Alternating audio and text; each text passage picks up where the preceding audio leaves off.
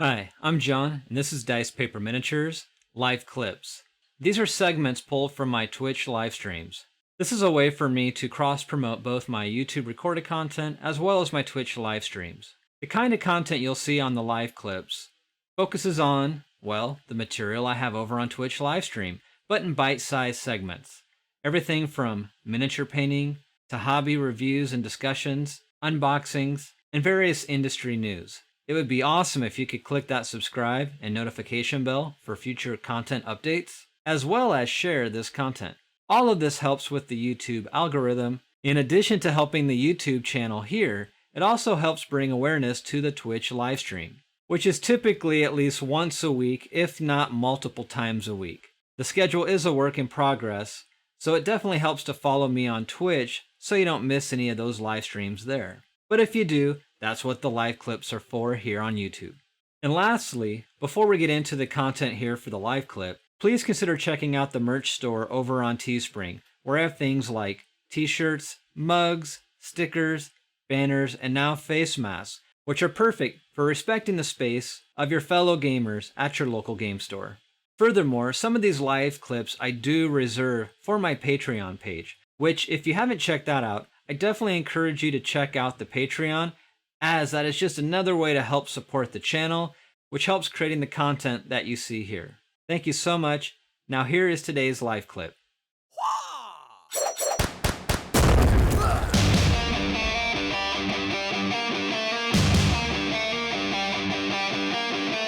Well, good evening. How's everyone doing tonight?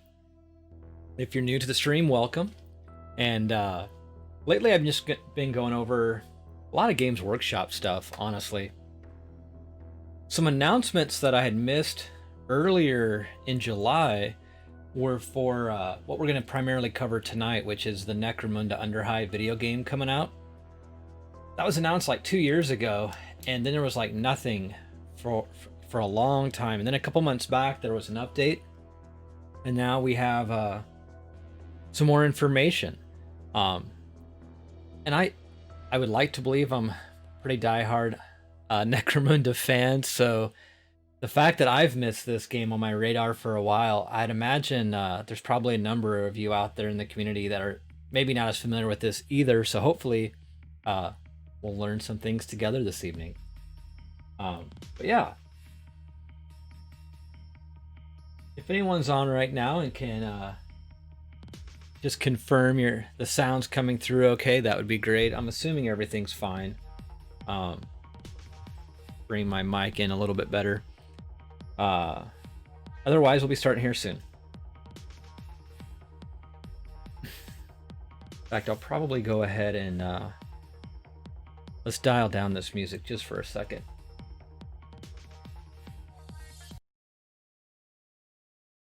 Groovy. All right. So first thing, when you look for this game online, there is a website. It looks like it's still in development, but so this is Necromunda Underhive Wars.com. And their homepage is literally this watch the trailer. If you scroll down, you get a bit of a brief description over what the game is about.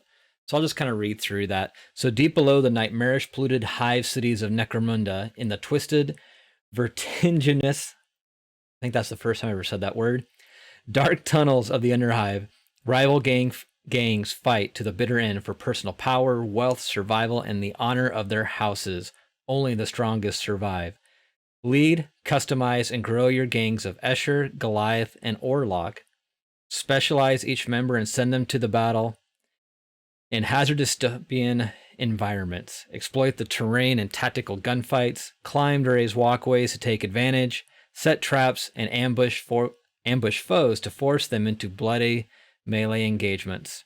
Learn new skills, loot equipment, and bring your evolved gang to a four-player online gang fight. Interesting. So you'll be able to lead and evolve your gangs in this compelling tactical RPG, follow a rich narrative campaign in the Underhive, and engage in immersive and persistent game modes. First video game adaptation from the mythical tabletop game Necromunda, which, if you haven't or are not familiar with this game at all, Necromunda's been out for over 20 years now. the most famous hive world of Warhammer 40k. That's what Necromunda is. So play solo or join a thrilling 4-way battle gang online. So this will be interesting. It looks like it's going to be set for PC, the Xbox, and the PS4. Now I've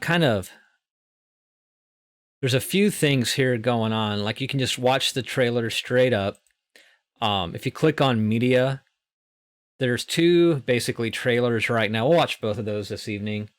And then if you go to community, they have a dev blog, which isn't selectable, and neither is the support. But you can go to the forum, which I have actually set up here.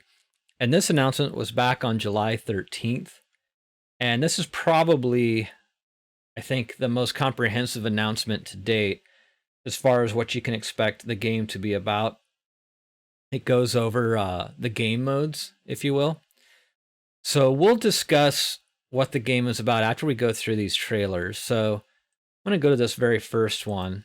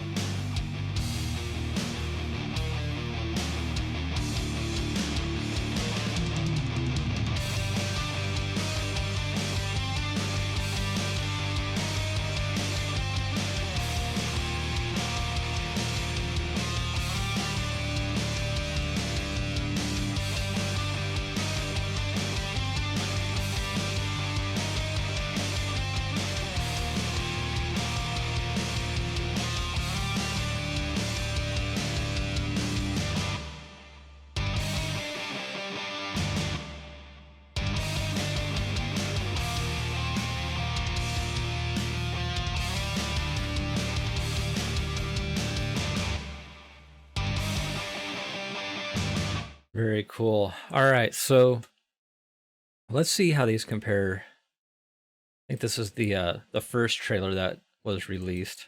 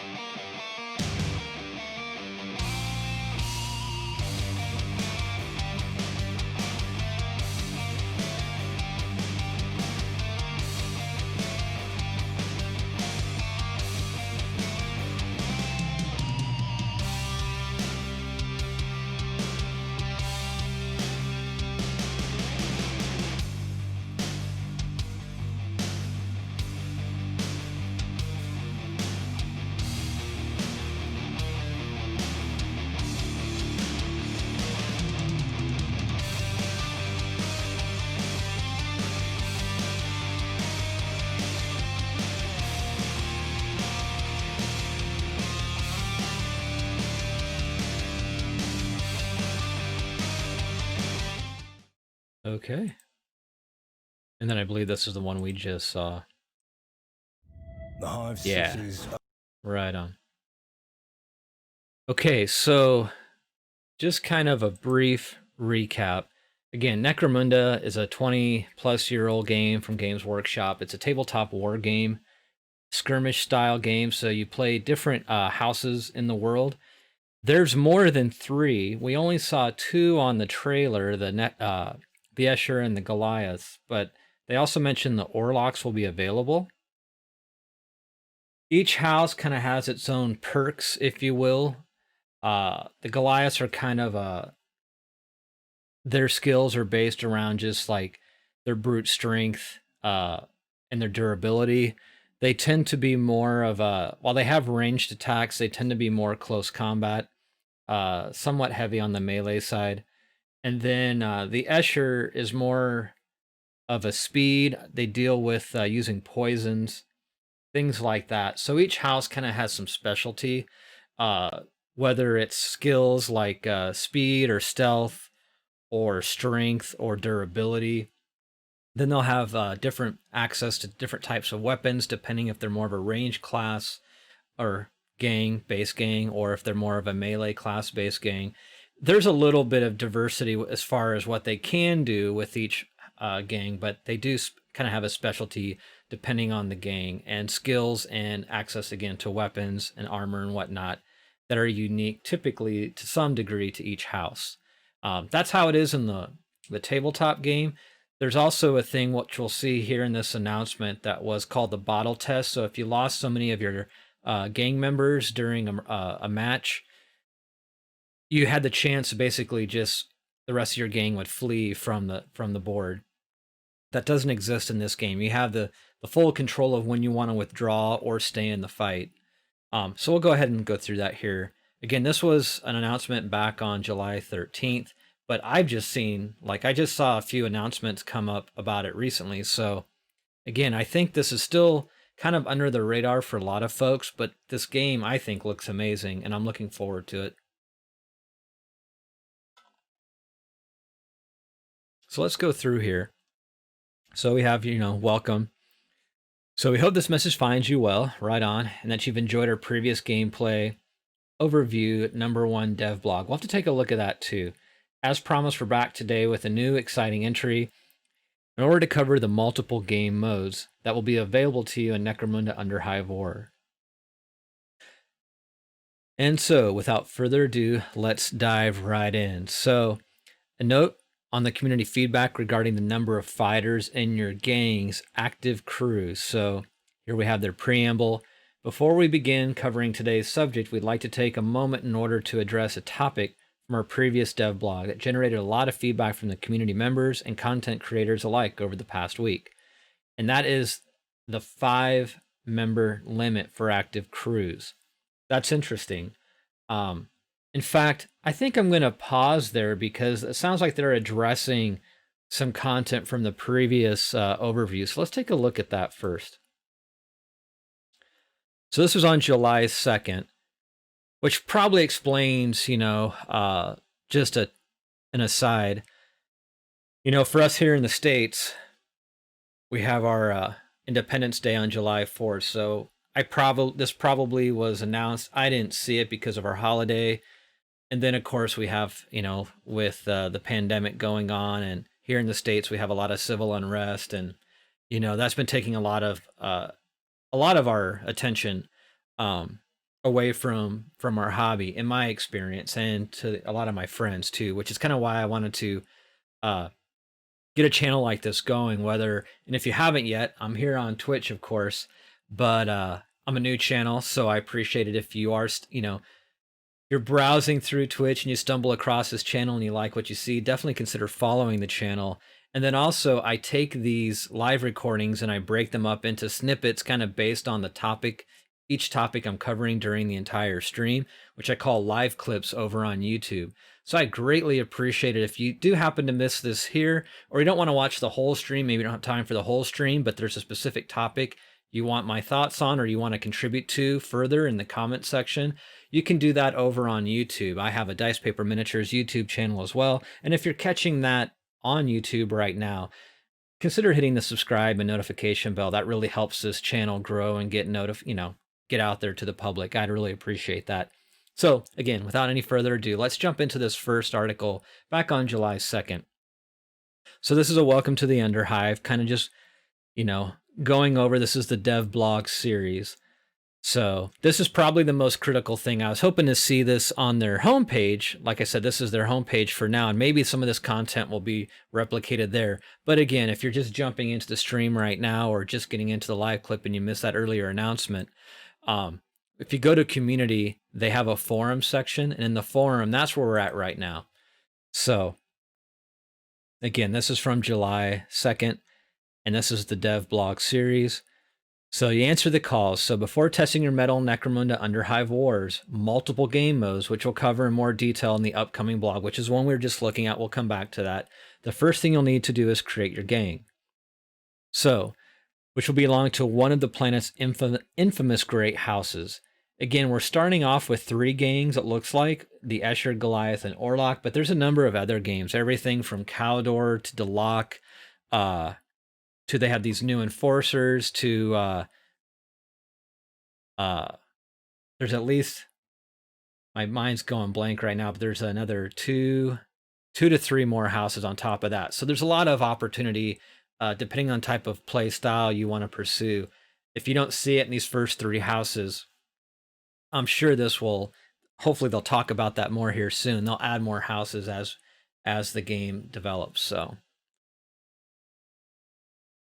in fact, just briefly, let's go to Games Workshop, because I feel like I should know what all these houses are.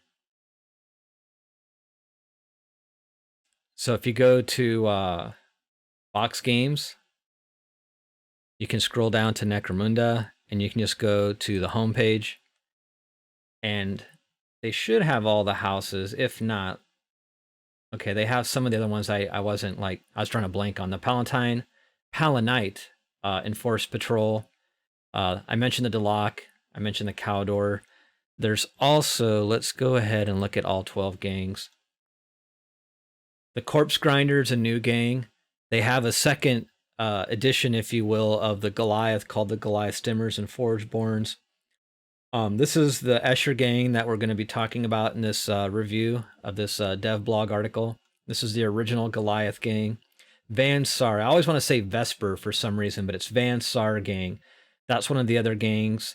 Again, Orlok was mentioned, as well as I had already mentioned Cawdor and Delok, but the other gangs, I guess that's it. Why was I thinking there was... Oh, there are other gangs from the original version of the game, but they haven't been released yet, like the Ratskins, and there was like an iteration of the Cawdor. I'm drawing a blank on them right now, but there's another... They kind of look like the Cawdor gang. They're kind of like zealots that they have a lot of fire-based type stuff. But these are the core gangs that exist right now in the tabletop version, but only 3 of which exist in the digital version of the game right now: Escher, Goliath, and Orlok. So again, each house has a special perk and bonus stats, skills, and fighters used in battle, and of course there's variations within each house. Let's see if we can zoom in on that. Oh, this is a link. I wonder if they'll have some video elements. I wasn't expecting that to be a link per se. Let's go back to the article. We'll come back to that. So you can assemble your crew. So you'll have active members up to 5. We see that in the screen capture down here. That's interesting because you could have more than 5 in the actual tabletop game, but it looks like your active crew is 5. And then in order to represent a force capable of facing multiple dangers of the Underhive, each fighter will fill a specific battlefield role, first determined by its chosen career. There's a Deadeye, a Brawler, a Heavy, Saboteur, and a Lay mechanic. I don't recall specific careers in the tabletop version, but to be fair, it's been a while since I played. But it looks like you can recruit up to 15 fighters at once, with 10 members held in reserve in case active fighters get injured, or to create different character combinations and synergies depending on the situation. That's cool. Players will be able to freely rotate fighters between each mission, but not a match. All right, I'm cool with that. And I guess if it sounds like earlier it mentioned a 4-player, so up to 4 players at the same time. So there could be up to 20 models, if you will, on the board. I wonder if they'll give you the opportunity, if it's just like a head-to-head match, a 1v1, if you can actually play more than 5. Maybe since the game engine can hold up to 20 players, that'd be interesting to see if they can do like a 10-on-10, where you can take up to 10 versus 5 active fighters. So each of the 5 different careers will grant fighters a unique signature skill, as well as a special career perks and bonuses to certain stats.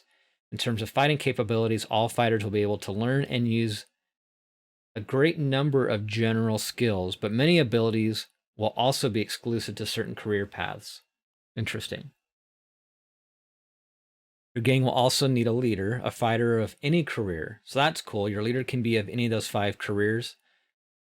Who has reached or been recruited at a higher experience level. Leaders will have access to a special selection of heroic and order skills, extremely powerful, but sometimes limited abilities meant to inspire their allies and tip the scales of battle in tense combat situations. All right, all right. So we had the load up. So before jumping into battle, you'll also make sure all your fighters have the best possible loadout, which includes stats, skills, and equipment. Okay. So let's see if we can open this in a new window. This is a link. Open image in a new tab. I was hoping we could maybe see this bigger. Okay. So their stats are agility, strength, and toughness. Okay. Willpower, intelligence, and alertness. Then you have melee prowess, range aptitude, and accuracy. And then it looks like they have substats as well. So let's go back to the article. And I'll zoom this back out. Okay, so stats are used to represent and measure a fighter's attributes and proficiency. Stats are separated into 2 main categories, primary and secondary, which we just saw, stats and substats. The 9 primary starts are the ones you'll be able to upgrade whenever a fighter ranks up. Okay. Each of these will directly affect 2 of the 18 secondary stats. Okay. Which will be used and modified by skills, equipment, and other factors such as injuries in combat. Okay. So skills come in 2 main categories, passive, which will automatically trigger when certain conditions are met, and active, which need to be performed manually. Okay. Depending on their level, each fighter will be able to learn, upgrade, and use a loadout of up to 5 active and 5 passive skills at once. Interesting. And successful players will make sure to create synergies across the abilities of multiple fighters in order to increase the effectiveness of each individual unit and the gang as a whole. Very cool. Okay, so let's take a look at so we saw the stats again. 2, you have a primary, secondary, which I'll zoom in up here. So we have our primary and our secondary, stats and substats, but then we also have skills. Let me go ahead and bring this into a new tab as well. I'm going to close this one out.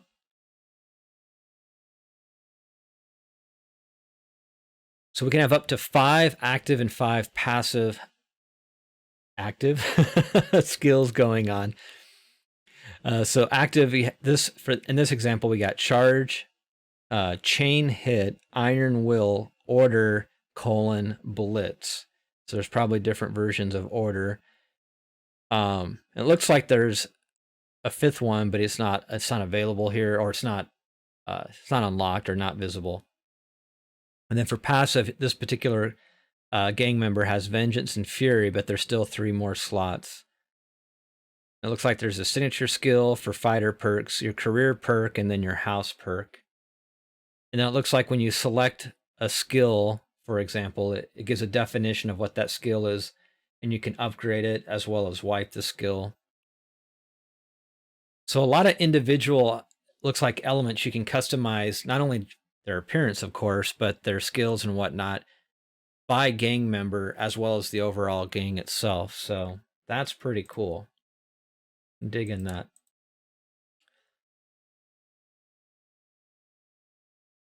So then they go into equipment. And so equipment will also play an important role in Necromunda Underhive Wars, with each fighter being able to equip various weapons, armor, and consumable items. So there are consumables, okay, of both tactical and offensive nature, as well as implants and bionics. Okay. While some equipment pieces will be restricted to certain careers, A great majority will be available to use by any fighter, from dual-wielded las pistols to devastating heavy bolters and iconic close-quarters chainswords.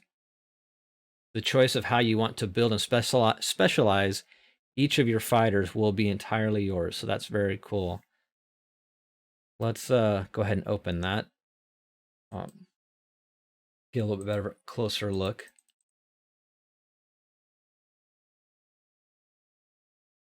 So it looks like he has some unlockable items. These might be the consumables, maybe. Gloves, body, legs. Interestingly enough, it looks like they broke out each leg separately, and then they have your weapon. And then you have a backpack, which in this example can hold up to 7 items, it looks like, but only 3 are currently loaded. Looks like a couple different types of grenades, and can't quite, looks like that might be a med kit. And then when they highlighted the weapon, this is a las gun she's carrying. So that kind of shows the stats on the las gun. Very cool. And then there's a weapon summary. Okay.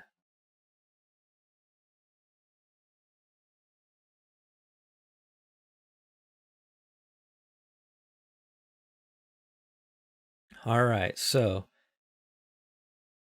very cool. And then it goes, of course, you'll be able to apply extensive cosmetic customizations to your gang and fighters, but we'll cover these features in its own upcoming and dedicated blog post. Okay. There might be some other videos. I believe I saw on YouTube, they've picked a few other channels to get some early content. So some of this content does exist that they're talking about already now on some other channels. So we might just kind of jump over to their channels and take a look at some of those videos.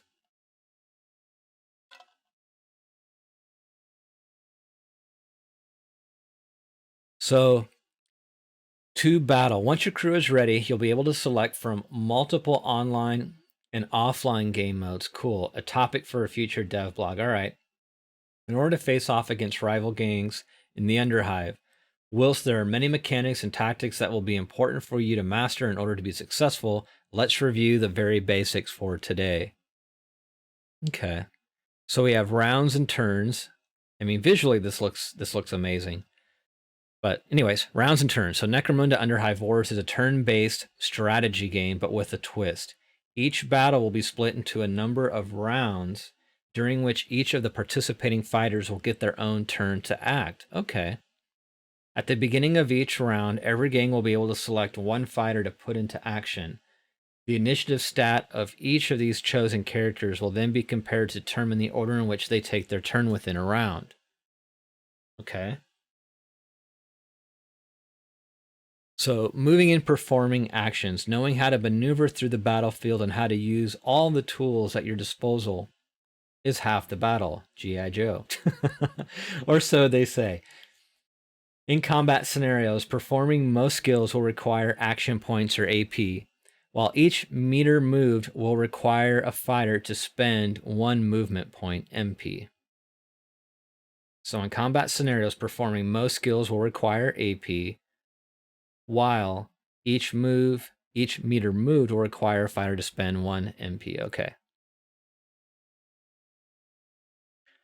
So movement points will be spent when either ending a turn using a skill or suffering the effects of one, such as triggering a trap or receiving damage, meaning that you will normally be free to move your fighters in real time before committing to move. That's interesting.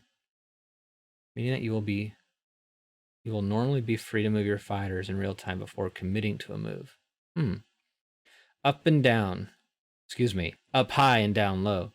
The battlefields upon which your forces will wage combat are humongous places, desolate, and covered in wreckage from times long forgotten.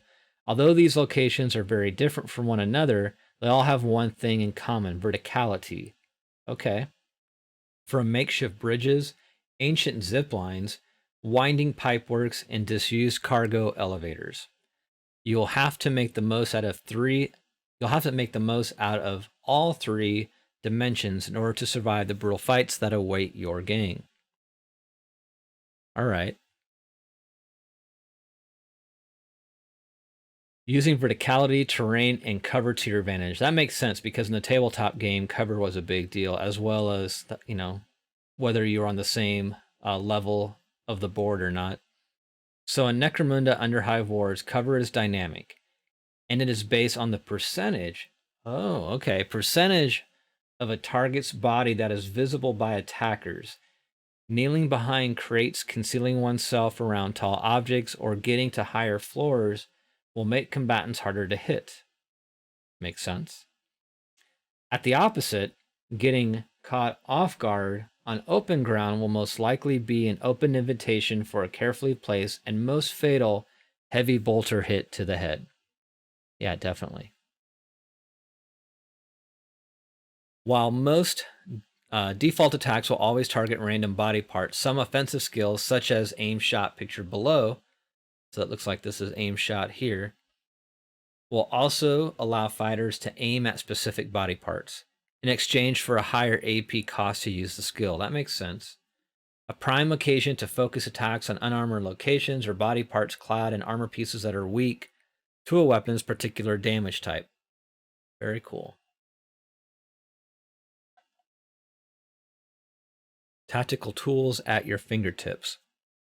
So this looks like the overlay of the map. So while it may be easy to become disoriented inside the Underhive, fear not. Necromunda Underhive Wars will provide you with a host of powerful and user-friendly tools to get your bearings and to maintain your battlefield awareness at all times. Awesome. Yeah, this will be really helpful, especially being a tabletop strategy type game. When you play it in a real tabletop strategy game, or just a normal tabletop war game, even though you're using terrain and models are hidden in certain parts of the map, you have the ability to walk around the table, and even though technically you may not have line of sight, you as the player kind of know where everything is located on the board. So this is kind of their way of adapting that real world physical tabletop terrain and making it kind of have essentially the same effect in a digital space. So you have a special view toggle such as the tactical overlay and strategy view, which is a 3D map picture below, are extremely useful to plan strategies, allow players to visualize the locations of all fighters, objectives, interactable objects, and extraction zones and other objects of interest. Okay.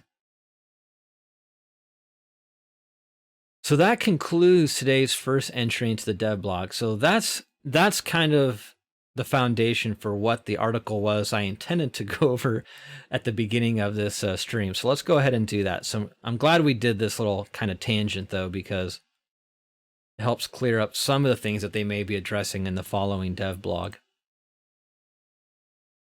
So they're responding again to the community. So before we begin today's subject, we'd like to take a moment in order to address a topic from our previous dev blog that generated a lot of feedback from community members and content creators alike, which is that 5-member limit for active crews. So many people have been comparing this number to the larger gang sizes found in our previous title, Mordheim City of the Dam, as well as the original Necromunda tabletop game. While we understand this comparison, we feel it's important for people to regard this information as part of a broader picture and the result of an overall design orientation consisting of multiple moving pieces all working together to provide you with a dynamic, original, and engaging twist on the classic Necromunda mechanics. I mean, sure.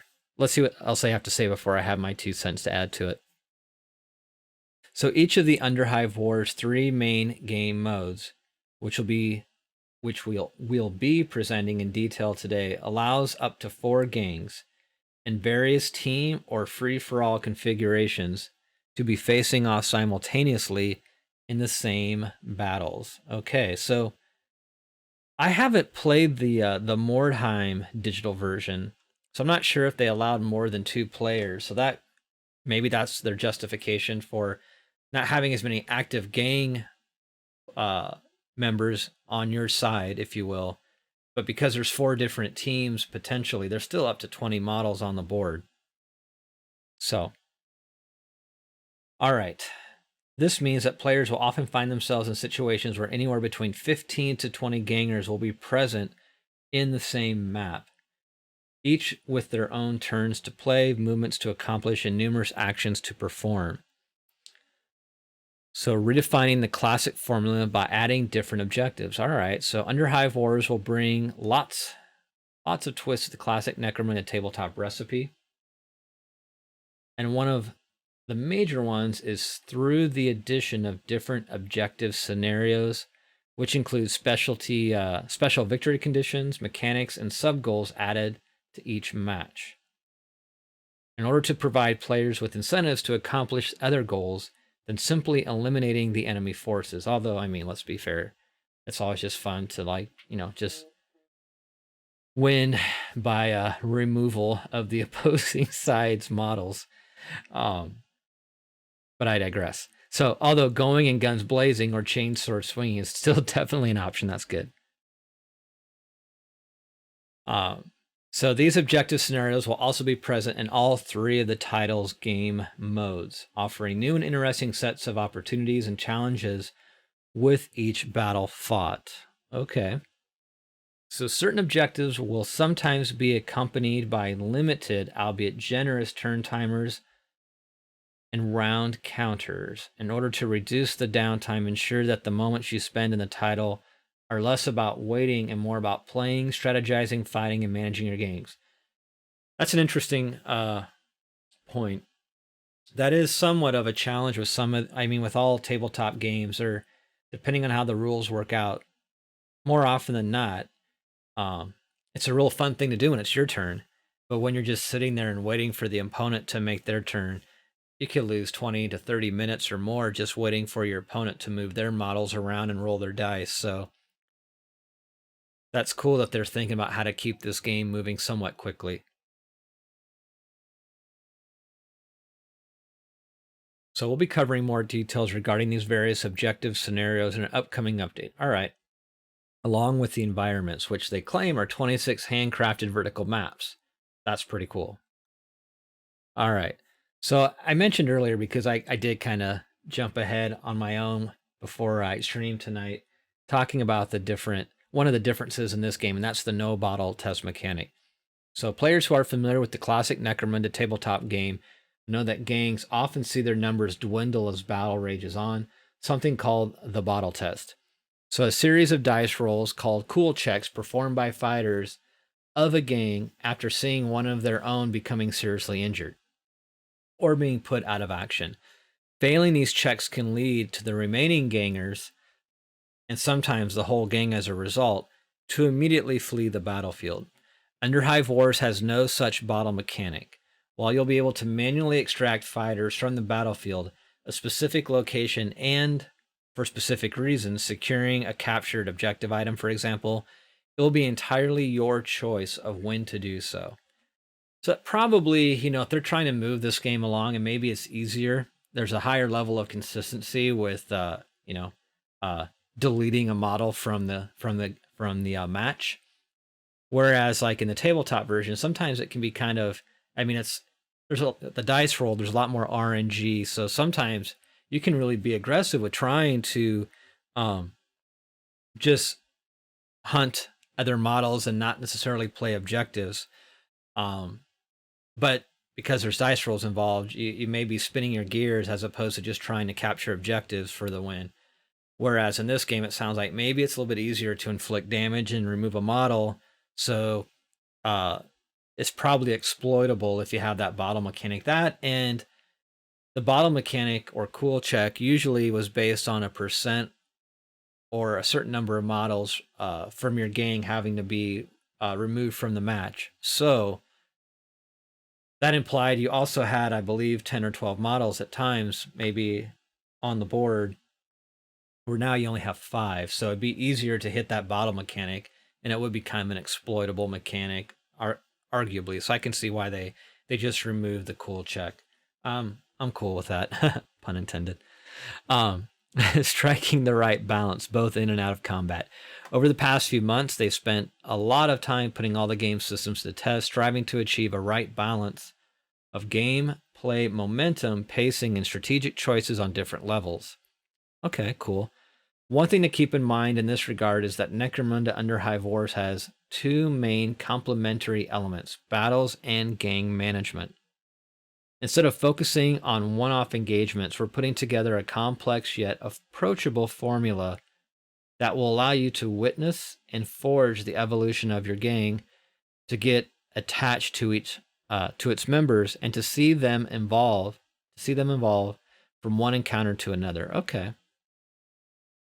Rather than making each engagement drag on, we want you to be able to partake in multiple explosive scenarios in every play session. Whether you're managing injuries, something bionic limbs and implants can help with, swapping fighters to take full advantage of synergies between different career compositions, or experimenting with the stat skills and equipment systems. We want to give you ample tools to upgrade and tweak your gang and its members in a meaningful way between each battle. Right on. All in all, we're absolutely convinced that the 5-member limit for your active crews will make perfect sense when you finally get your hands on the game. All right. It's something you'll have to experience for yourself in order to truly understand how all the pieces fit together. I can appreciate that. They've probably, they've had their own game testers working on this probably, for a while now. And while it is inspired by, and they try to closely follow the original tabletop game, to be fair, what works in the physical space on a tabletop doesn't always work in a digital space. So if this helps kind of achieve their own internal goals, and that translated well in their play testing, and I say we give it a shot. So game mode number 1 is an epic story campaign written by Necromunda veteran Andy Chambers. Right on. Andy's been working with or for GW for years and years now, so that's cool to see his involvement in the development of this part of the game, at least. So let's dive into the 3 action-packed game modes you'll discover in Necromunda Underhive Wars: the story campaign, operations, and online skirmishes. The first thing, and they strongly recommend this, is that all players do when first entering the game is jump straight in the immersive and explosive single-player story campaign. So we've seen that video, so let's go ahead and take a look at this.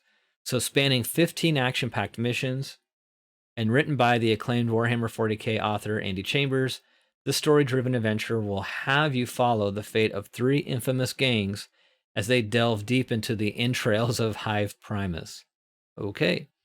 Led by a colorful cast of protagonists, these rival factions will be set on a true collision course with one another as they race into the depths of the Underhive in search of the most valuable of long-lost treasures, like toilet paper, encountering all kinds of dangers and memorable characters along the way.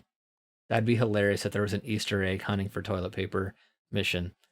Just saying. So Necromunda Underhive Wars campaign will feature more than an hour of fully voiced cinematics. Wow. Okay. And the fully voice is available in either English or French. Okay. And will also serve as an in-game tutorial that will slowly guide you into learning and mastering all the tools you'll need to fend against the numerous perils that await you in this dark and dangerous place. All right, so we have operations. The operation game mode aims to provide you with an endless replayable single-player gameplay loop. All right. Where meaningful decisions both in and out of battle will determine the rise or fall of your gangs. In it, you'll travel to different sectors of the Underhive and secure their resources while defending your HQ against the constant threat of rival factions, as well as putting their own defenses to the test. This mode will allow you to create your own gangs and experiment with deep customization mechanics, allowing you to tailor every gameplay and cosmetic aspect of the fighters you will lead in battle. See them grow stronger with each hard-fought victory, as well as risk their lives with every new encounter. So that's cool. That's cool. So district selection. Okay, so there's an easy, normal, hard, very hard, brutal, and deadly. rated at 1 through 6. There might be, maybe there's even higher, but that's what they show here. And they go over, high alert, there's 3 shifts, experience per battle, the number of enemies. So there's 2 gangs in this particular scenario. Enemy crew rating is 3,000, so I'm assuming that's their point cost is crew rating.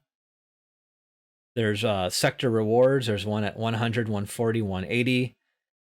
And I'm not quite sure what the 375, 750, and 1500 are, but. And then there's a clan request. Tinkers, we are preparing to sabotage a rival house's resource depot in the Underhive. Let's make sure no lay mechanics are left to repair the damage done. So it looks like there's 12 lay mechanics in this scenario, and so you wanna take those guys all out. And very cool. So you start by choosing a district. When beginning a new operation, the first thing you'll want to do is select a district where you send your forces. Each one will consist of multiple locations to explore and a corresponding set of available missions, okay? So like I just mentioned, just based off looking off that graphic, I'll scroll back up. There's the overall content difficulty. There's the high alert duration. That is to say the number of shifts. So that one had 3 in the example. So one mission is 1 shift. And so there must have been 3 shifts or 3 missions within that scenario or operation. During which previously attacked HQs will become impossible to raid again. Okay. The base amount of XP gained by fighters after each battle, the number of other enemy gangs present and whom you might encounter. I'm going to scroll this up some.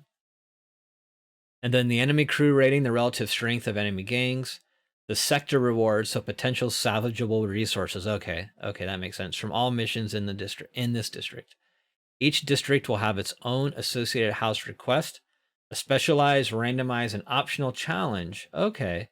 That you can accomplish for additional completion rewards. Okay. And then they're using infamy. So set up facilities and use your growing infamy. So when entering a new district, I'm going to have to scroll this up, you'll be given the opportunity to select up to 2 different facilities, which will grant your different bonuses at specific intervals. All right. In the same way, you'll be able to spend your acquired infamy points, a resource bound to your entire player profile. Cool. So it's not just gang specific. So infamy points, a resource bound to your entire player profile, meaning it can be spent on any of your created gangs. I dig that. To purchase and upgrade infamy skills, which are modifiers that will be implemented in the current district. I dig that, but then that also rewards people that play the game more in general. So I wonder, and they may address this later on, but I wonder if you're playing against actual real world opponents, if they'll base the rating of your gangs based also on how many, like your infamy point total, because that could be potentially an issue, potentially. My initial reaction, like as a PvPer, it'd be the equivalent of having like your PvP toon fully geared out in PvP gear, and then like someone that's brand new to the game jumps into a PvP zone with like open world or just PvE gear on that's completely not customized specifically for PvP. And even though they might be the same level, let's say they're both like max level, let's just say 60 is max level. If they're both max level, but you have way more infamy points, there's in a PvP situation, if you have the top in PvP gear, as most of you probably have experienced this, you just get wrecked by someone that just comes in with like fresh green gear that's like PvE only, and yeah, could be a thing. Well, let's read on. So while facilities will only provide benefits, infamy skills, will sometimes require you to make a trade-off decision. For example, increasing the HP of damage output of all enemies in the sector in exchange for extra credits and reward caskets at the end of the mission. That's interesting, reward caskets. So you'll be able to gain more infamy points by completing numerous and various infamy tasks akin to profile achievements that can be earned in all 3 game modes. So, for example, put 10 brawlers out of action, win a contest battle in PvP, complete story 5 mission, etc. So this is the salvage operations example. There's a mission brief. Okay. Enter the fray. So you set the table, now comes the meal. All right, every shift, each gang commander present in the district, that means both you and the AI, will select a mission they wish their gang to undertake. So interesting, yeah.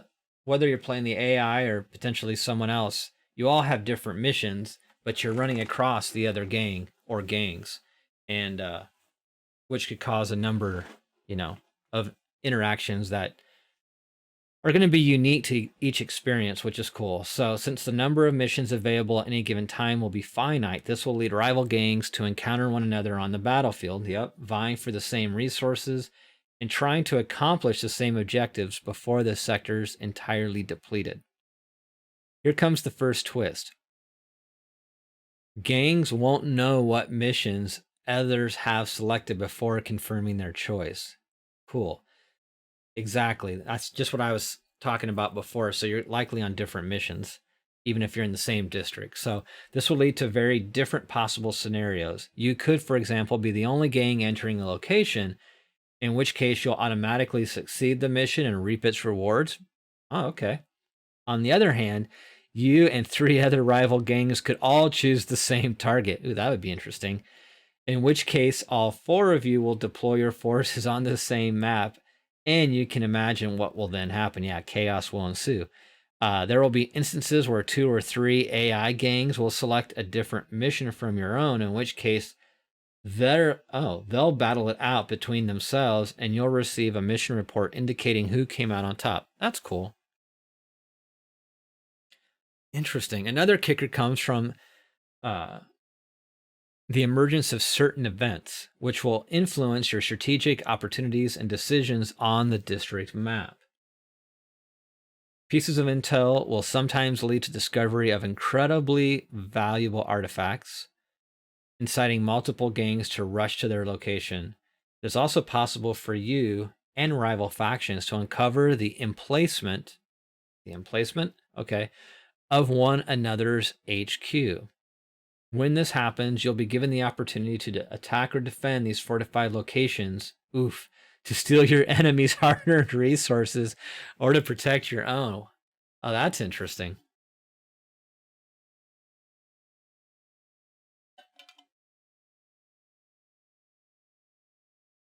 So maintain, grow, and customize your gang and fighters. So between each mission, you'll be able to return to your hideout in order to manage the members of your active and reserve crews, recruit new fighters, and replace the fallen. So swap members to your roster, upgrade stats, skills, and equipment loadouts, as well as heal injuries by replacing limbs with bionics, install implants, and more. Okay. So an endlessly replayable loop to strengthen your gangs before bringing it online. All right. Well, operations are meant to offer all players an endless replayable loop of fun and challenging single-player content.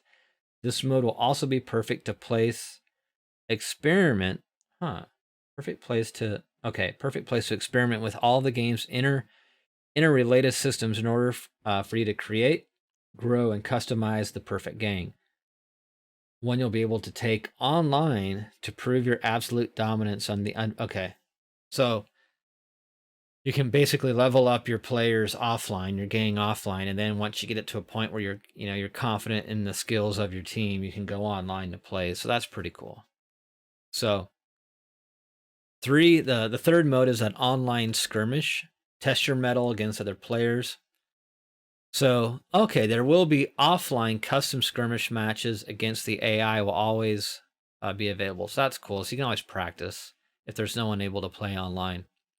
So now that we've covered the single player aspect of the game in more details, we'll take a look at the Necromunda Underhive Wars.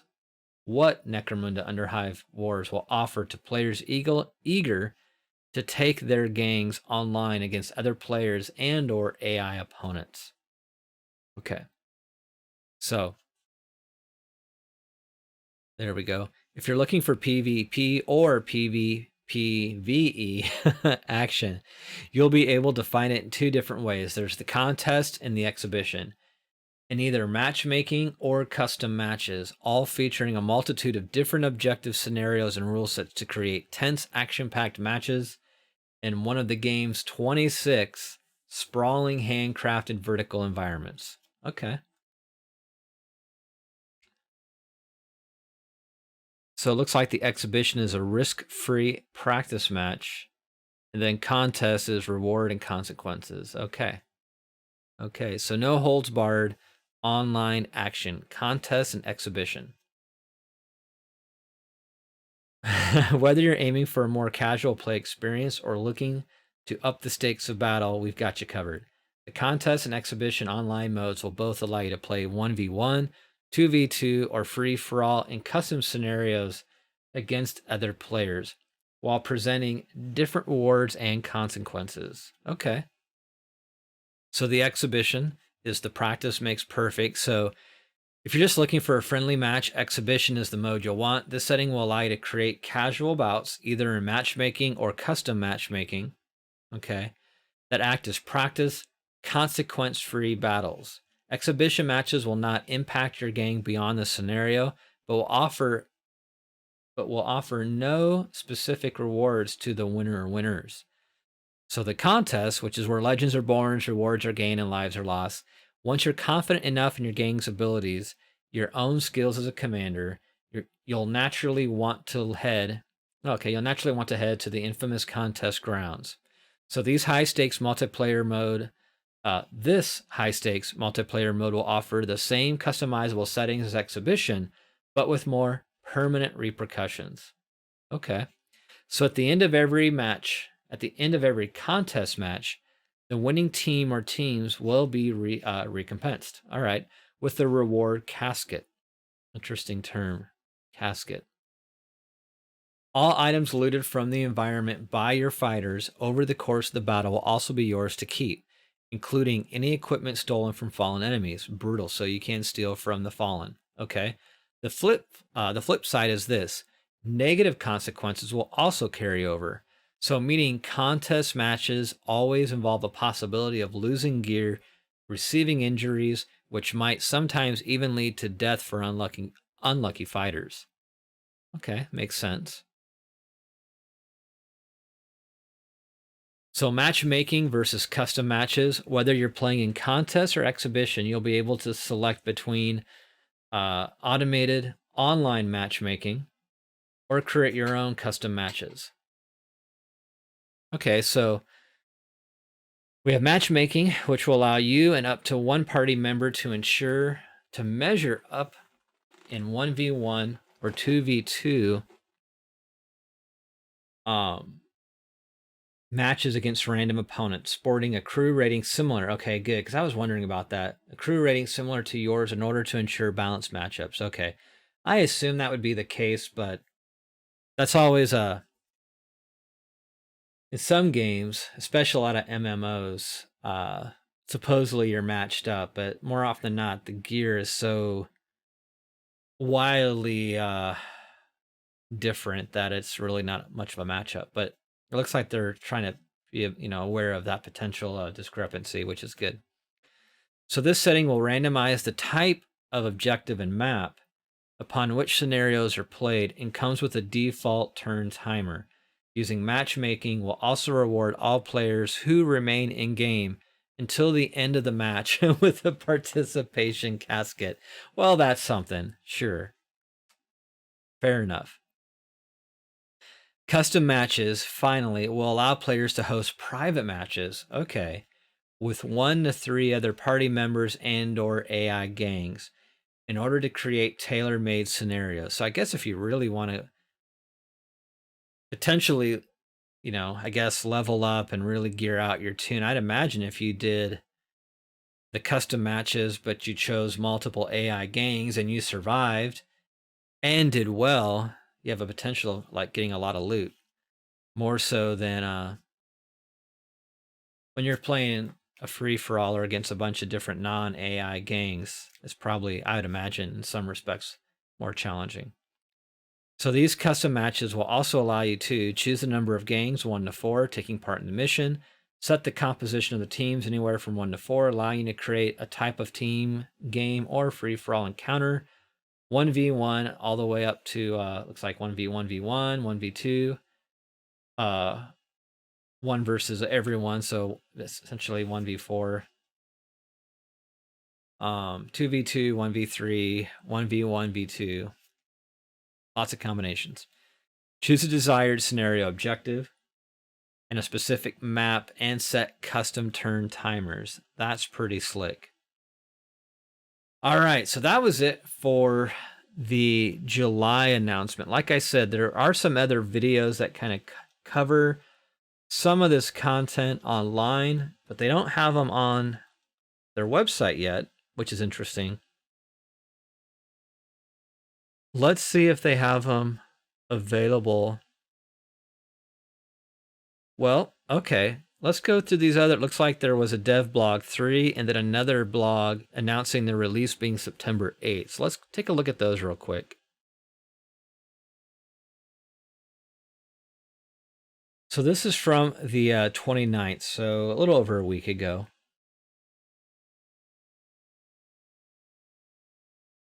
Let's see. Let's see what this looks like. We'll go to YouTube.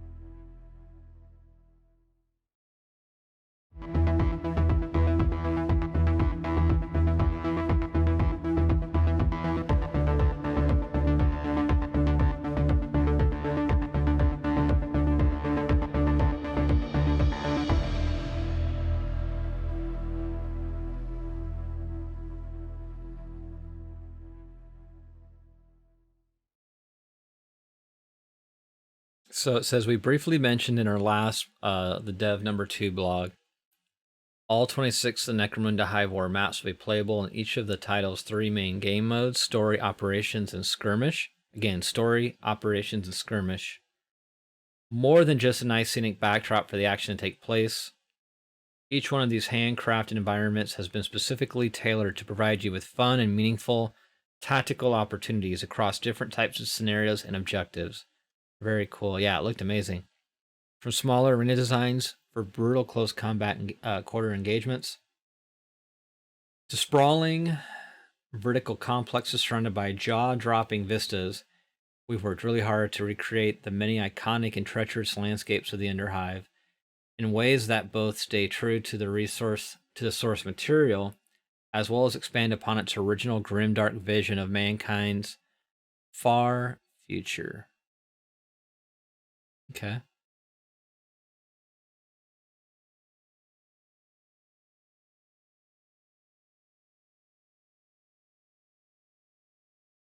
So a journey through the Underhive. So linked together by an unfathomable number of derelict pipes and ducts, endless fields of immense cisterns are used to hold the myriads of dangerous chemicals produced and discharged by the hive's restless manufactorums. Well, okay. Looks like it's going to be Giphy again. I don't know why they do that, but they do. All right, so we can't look at each individual image all that easily, but that video did a pretty good job.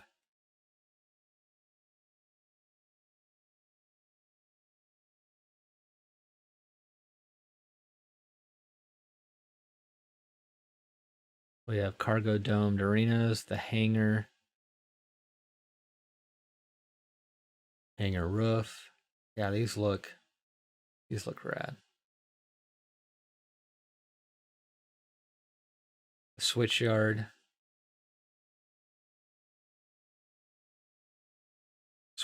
alley.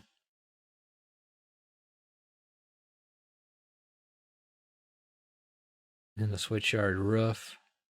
There's that gun shell factorum. Yeah, these environments are definitely cool. The gun shell yard. See why it's taken a couple years to get a lot of content. And then it's just kind of dumped at once, but this stuff is awesome. The Palanite commissary. All right. We talked about the Palanite enforcers, so this is kind of their home turf. Discharge station. The Arboretum. Interesting.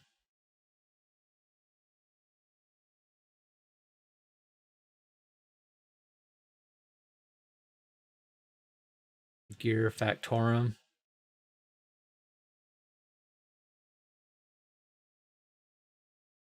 It's so funny. A lot of these things are very specific to the 40K universe, so it makes sense to the 40K universe for sure. It's kind of big and chunky, and this kind of contrast of what looks like high tech and at the same time kind of low tech elements is pretty cool. Nautica Station, the Heat Sink Epsilon 73. Super cool environments. The water still. Okay, not sure if you'd want to drink water from that still, but hey, there you go. The chemical pools. I mean, if you play the tabletop game, this is great inspirational material if you want to custom build your own 3D, 3D environments, 3D terrain. The abandoned railway. Very cool. The maintenance shaft. All these different skulls mounted. This giant elevator. That's crazy.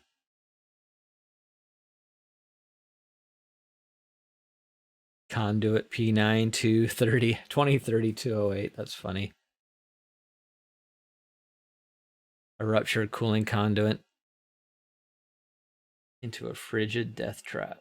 All right. No, that's rad. That's super rad. The sludge sea.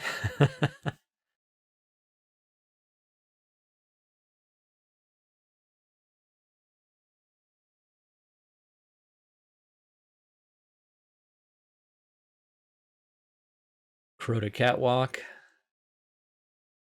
And then just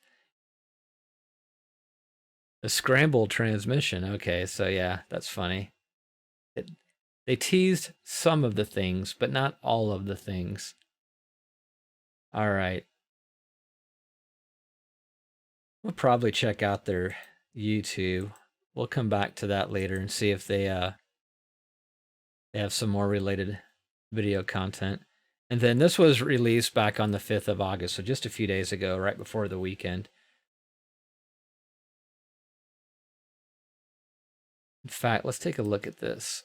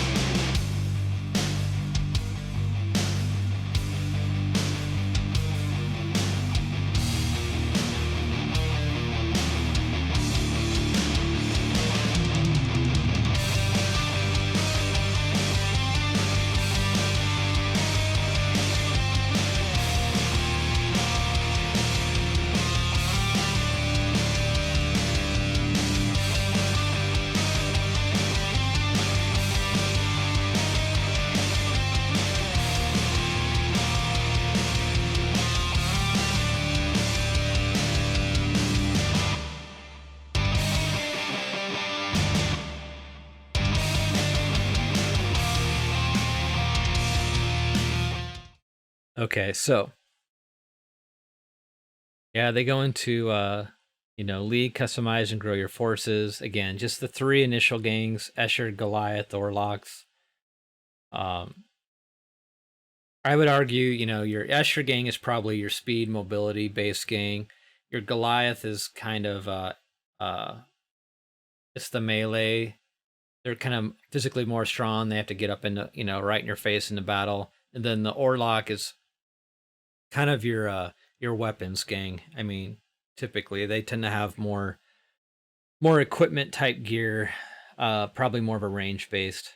I'm guessing here, but that's probably how they're structured in this particular at the beginning, at least, of this game's launch. So just kind of repeating some of the things that we've already talked about here, but it says it's coming to PlayStation 4, Xbox One, PC on September 8th, with pre-orders now available on the PC. So I'm probably going to do a pre-order, I think. I think I have to do it. This thing just looks amazing. Yeah. I'm not sure. They're not saying when the pre-orders will be for the console-based systems, but PC is where it's at. You're doing it wrong if you're not playing some of these things on the PC, but I get it. Consoles are they're not much different anymore now. All right, so so this Focus Home Interactive. Let's see if they have stuff that's specific to Necromunda. I had no idea they had. Yeah. Clearly, I've been out of the loop for video games for a while. They've done a lot. That was a Necromunda release video. That's the other teaser video. It looks like those are the only ones they've released, but I know I've seen. I'm gonna go ahead and do it and give credit to these other channels that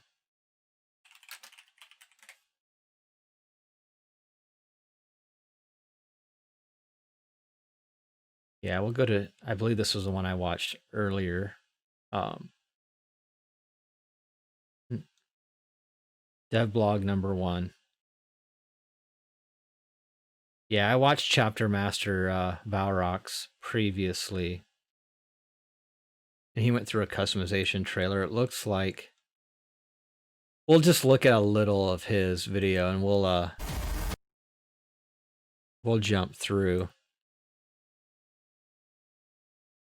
I want to totally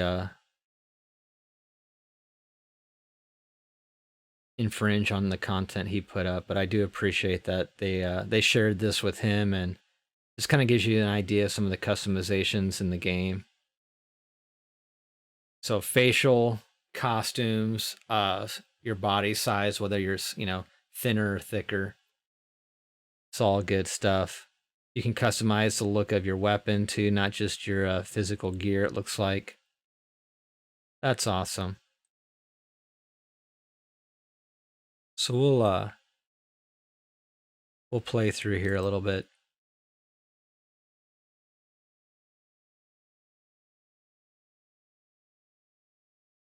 See if they show any more on the gear.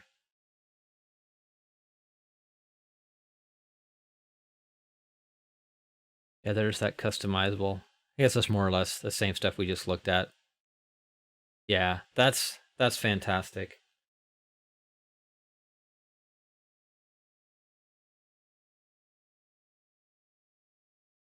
Okay. That gives you kind of a better idea of what you can expect. There's those customization trailers, yep.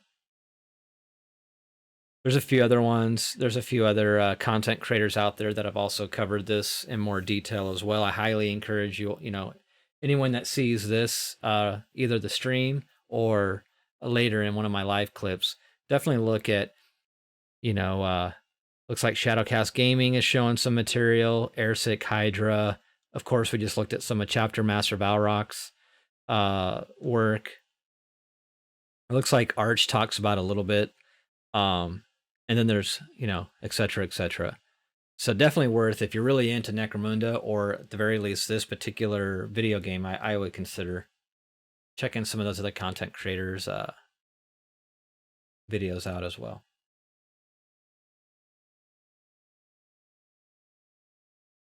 All right, well, that is mostly where we're at with Necromunda Underhive's War. Again, when you get to their home site, or their homepage on their website, it's initial trailer. You scroll down, it gives you a little bit of a summary.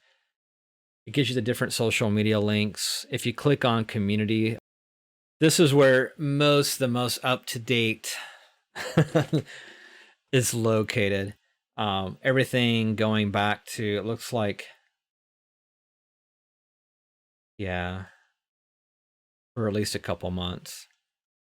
Going back to May. There's a number of community updates. But yeah, I encourage you and welcome, everyone that's interested in the game to go through the forums here.